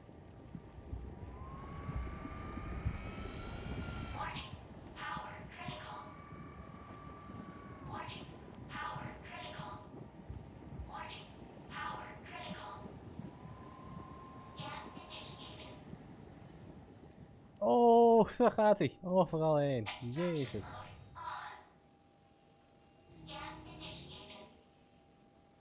Jezus, wat een troep maakt dat niet, hè.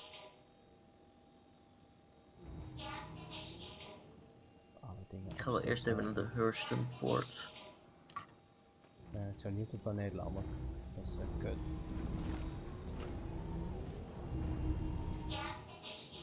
Dus waar is het er mee heen?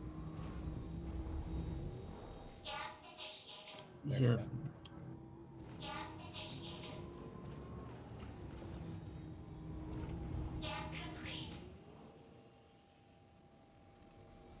Ja, ik ga gewoon even refuelen.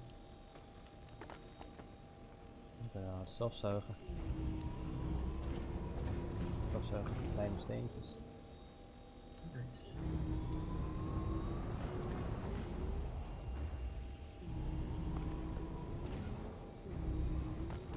Oké, dat was het alles. Was wat hier in de buurt is tenminste. Daar is nog eentje. No stone left behind. Scan.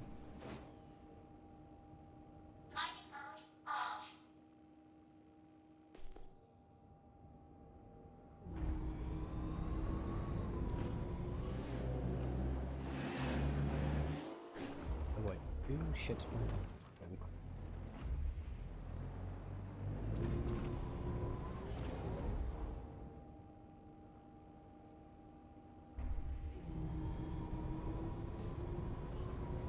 Heeft Niels eigenlijk al zijn title gekregen? Volgens mij niet. Nee, goed nieuws. Niet zoveel voor upgrade of zo. Houdt hij van stok. Oké.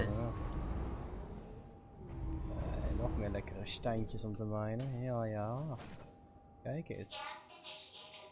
Hedenite. Sure, why not?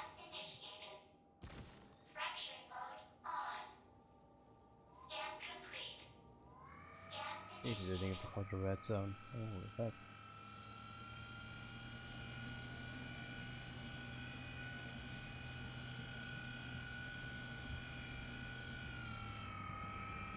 Ja, ik denk wel dat mining een leuke profession is om een beetje in te komen. Blijkbaar in de volgende update in 13 gaan ze er heel veel extra features in stoppen. Dat is goed betaald. Dus, Volgens mij doen wel redelijk wat mensen aan mining. ja, daarom. Want ik weet dat minen met een groot schip, dat het sowieso heel goed betaalt. En dat heb ik al een keer gedaan toen die in de free flight zat.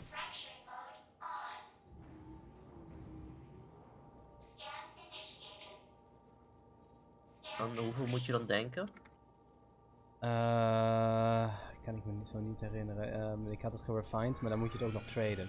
En het probleem is, ik had niet een groot genoeg schip om alles in één keer te gaan verhandelen. Maar dan kun je toch zeker wel een opbrengst van 100k per volledige mining run denken. Goede opbrengst hebt.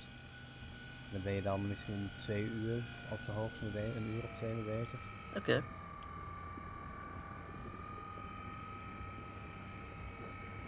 Ik denk dat in de volgende update die 8 naar die jump missies zwaar genutst gaan worden met die vluchten uit voorkomen.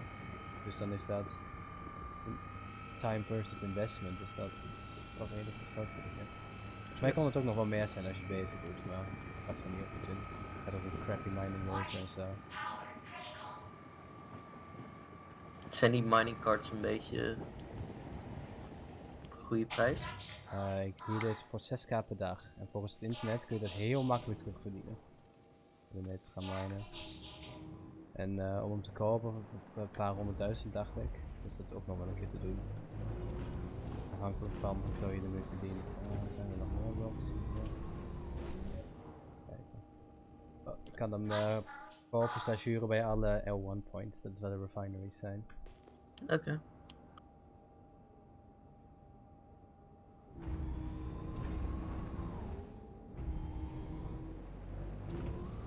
Nog meer dichtbij.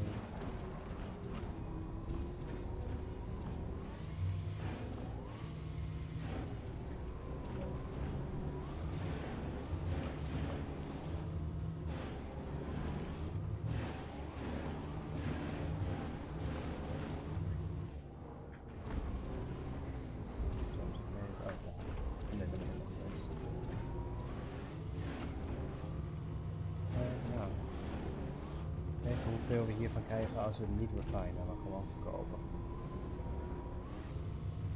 Dat is nog wel een hoogte kost.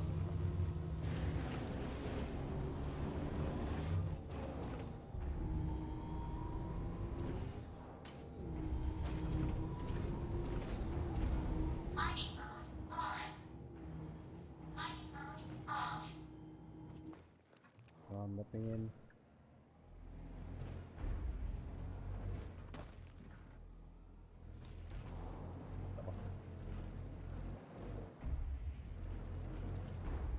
Don't fucking kidding, toen ze dat het parkeren op dit planeet lastig is. Target friendly, ja, I know. Oké, wat dan?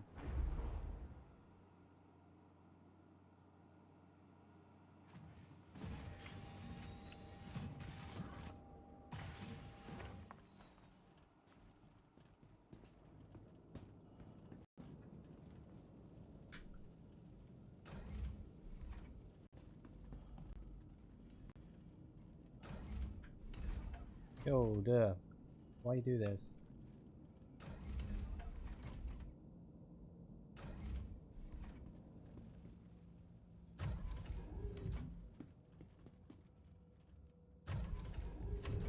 Yo, duh, what the fuck? Why? Let me open.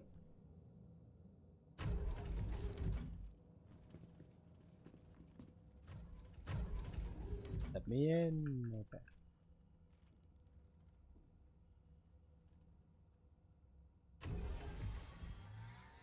Hello, everybody. Welcome to another episode of Star Citizen Live Landing Zone Content Team. I'm your host, Jared Huckabee, and if you've never seen Star Citizen Live before, it's where we take about an hour at the end of our week, hang out with some of our developers, showcase a little bit of what they work on, answer questions from you.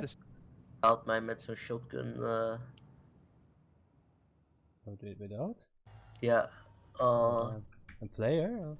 Nee, het was wel een NPC dit keer. Maar heb je al player bounties gedaan of nog niet? Jawel, 2 keer. En is dat gelukt? Nee. Mij ook niet. Dus de killen ze me elke keer, maar die wil ik wel graag proberen nog een keer. Dat lijkt me wel leuk om te doen.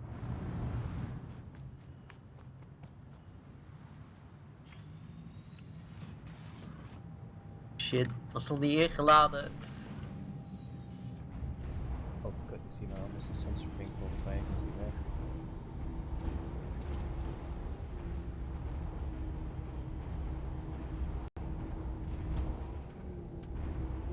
Oh, dit was een dom idee. Ik ben er voorwaarts ingereden. Oh god, hoe ga ik hier ooit weer uitkomen straks? Achterwaarts. Oh boy. Star Komt Citizen iemand anders community, ook aan? and generally just Wat zei je? Komt er dan ook iemand anders aan? try not to Wat hier ook? Ja. Ik zag net een reveal sensor anything ping van iemand anders, like dacht Nine ik. Tails lockdown. Of misschien if at all zat het in mijn possible. hoofd, maar... Joining us on the show Volgens this mij zag week, ik iemand anders we de have our sensor esteemed ping. panel of guests from the Landing Zone content team. This is not everybody on the team, but this is Als a het een andere good miner is, dan is het cross-section fijn. Als het iemand is die op sampling zoek of is naar those mensen is who om make our landing zones. So we're going to take a few dan. minutes and just go around the room and introduce everybody here. We're just going to start, clockwise from my right. Boy, who are you? What do you do for Star Citizen? Hi. Yeah, my name is Boy. I'm an environment artist in the Frankfurt studio of the LZ team. So, I mean, it's the LZ chat. I guess that's why I'm here. And I work on the landing zones, particularly Loreville, for example. I worked on New Babbage, Horizon. Yeah, pretty much into that.